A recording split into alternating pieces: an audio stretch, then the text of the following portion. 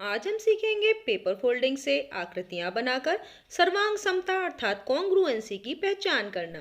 एक आयताकार पेपर लेकर पेपर को 20 से मोड़कर दो बराबर भागों में बांटिए। अब आधे भाग को पुनः दो बराबर भागों में बांटिए। पेपर से कई आयत तैयार हो गए। वर्ग बनाने के लिए पेपर की चौड़ाई को लंबाई के ऊपर मोड़कर शेष पेपर को काटकर अलग कर दीजिए। समबाहु त्रिभुज बनाने के लिए एक आयताकार पेपर को लंबाई में 20 से मोड़िए। चौड़ाई वाली भुजा के एक कोने को पकड़कर दूसरे कोने को मोड़ के निशान तक लाइए। बाकी बचे पेपर को इस मुड़े हुए पेपर के ऊपर मोड़ दीजिए। समबाहु त्रिभुज तैयार हो गया। वृत्त बनाने के लिए हम एक प्रकार या फिर एक पेपर पट्टी का उपयोग कर सकते हैं। पेपर पट्टी में कई जगह पर छेद कीजिए। पट्टी के किन्हीं दो छेदों में दो पेन डालकर एक पेन को फिक्स रखते हुए दूसरे पेन को घुमाइए।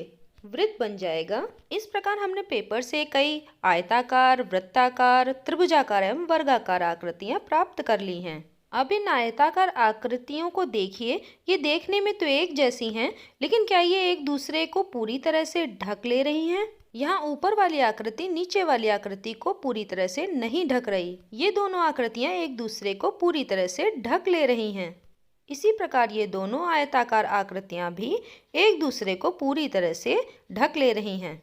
ऐसी आकृतियां जो एक दूसरे को पूरी तरह से ढक लेती हैं सर्वांग सम कहलाती हैं, यानी जिनकी आकृति अर्थात रूप भी समान हो और जिनकी माप अर्थात साइज भी समान हो।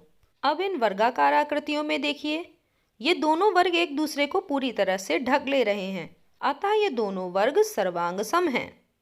इसी प्रकार ये दोनों वर्ग भी एक दूसरे को पूरी तरह से ढक ले रहे हैं। ये वर्ग भी सर्वांग सम हैं।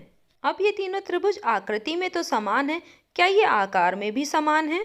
क्या ये एक दूसरे को पूरी तरह ढक ले रहे हैं? ये दोनों समबाहु त्रिभुज एक दूसरे को पूरी तरह से नहीं ढक पा रहे, ये सर्वांग सम नहीं हैं।